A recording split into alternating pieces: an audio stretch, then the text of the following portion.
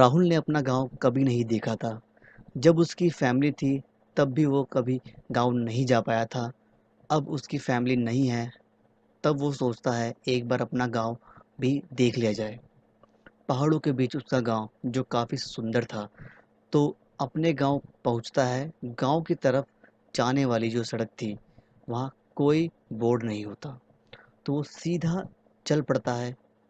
कुछ दूर बाद तभी उसे रास्ते में कुछ लोग मिलते हैं। उससे पूछते हैं, भाई कहाँ जा रहे हो? वो आराम से उनका जवाब देता है, गांव में जा रहा हूँ। तभी वो लोग कहते हैं, मत जाओ, नहीं तो वापस नहीं आ पाओगे, यही रहना पड़ेगा हमेशा के लिए।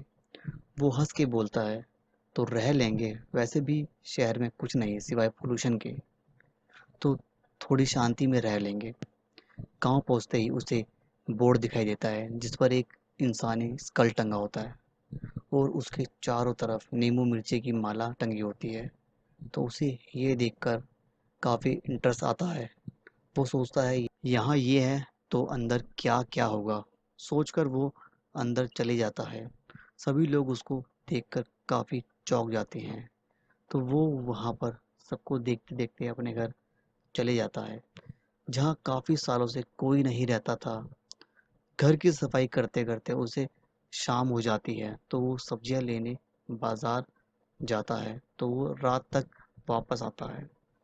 रास्ते में उसे एक औरत दिखाई देती है जो कद में उससे काफ़ी लंबी थी और उसने कोई काला कपड़ा पहना हुआ था जिससे अजीब सी बू आ रही थी, जैसे मानो किसी मरी हुई बॉडी से आती है। वो उसे देखता देखता सीधा अपने घर की ओर जाता है, तो उसे गांव में कोई भी नहीं दिखाई देता। तभी एक आदमी उससे कहता है, तुम बाहर क्या कर रहे हो? तुमको अपनी जान प्यारी है या नहीं? उसके आने का समय हो गया है, अंदर जाओ और गेट बंद कर लो। कोई भी कुछ भी कहे या किसी भी बहाने से बुलाए, तुमको गेट नहीं खोलना, चाहे कुछ भी हो जाए। तो वो उसकी बात सुनकर हंसता है और बोलता है, अरे चाचा, कैसी बात करते हो? मुझे शहर में किसी ने नहीं बुलाया, यहाँ कौन है जो मुझे बुलाएगा? तभी वो आदमी कहता है, बेटा यहाँ जो है ना, अगर तुमने उसे देख लिया तो कभी किसी और को देख नहीं पाओगे। अब अंदर जाओ। तो वो अपने घर में जाकर एयरफोन्स लगाकर सो जाता है। सुबह चाचा उसके गेट पर आकर जोर जोर से गेट पीटते हैं और उसे उठाते हैं। ये सब देखकर सभी लोगों की भीड़ जमा हो जाती है। तो वो अंदर से बाहर आता है, अरे चाचा, अभी जिंदा हूँ, मरा नहीं हूँ। तो ये देखकर सब हैरान रह जाते हैं कि इसको कुछ भी नहीं हुआ। तो चाचा पूछते हैं, तुमने रात 12 बजे के बाद कोई आवाज़ सुनी थी क्या? कैसे सुनूंगा चाचा, कानों में एयरफोन जो थे, इसी पहने मैं सो गया।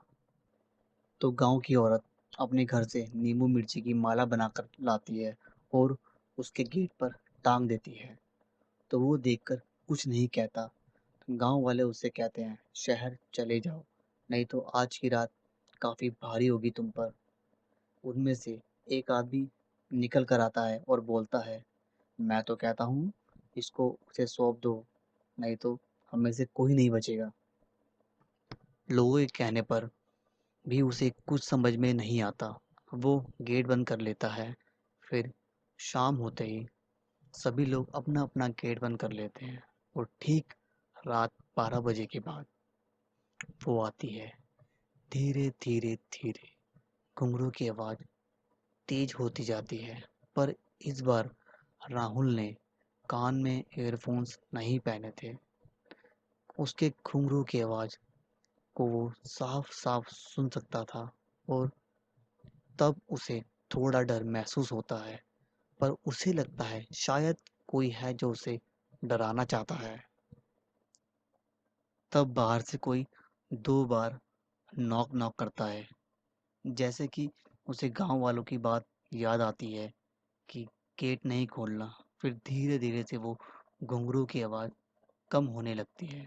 तो खिड़की के पास वो जाकर देखता है, सामने एक लेडी जाती दिखाई देती है, जो उसे गांव आते वक्त दिखाई दी थी। पर उसकी गंध को वो भूल नहीं पाया था और सेम वही गंध उसको उस वक्त भी आ रही थी। वो काफ़ी घबरा जाता है और जैसे वो बिस्तर पर जाता है तो उसे पिछले गेट पर एक आवाज़ सुनाई देती है, मेरे साथ चलो, मेरे साथ चलो। इतना सुनने के बाद वो सो जाता है।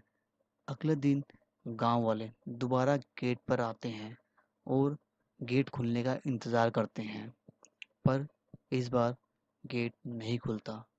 जब सब गेट तोड़ते हैं तो उनको सिर्फ उसकी लाश मिलती है, जैसे किसी ने उसकी रूह को निकाल लिया हो। सभी को ज़्यादा हैरानी नहीं होती क्योंकि उन्हें ये पहले ही पता था कि ये होने वाला है।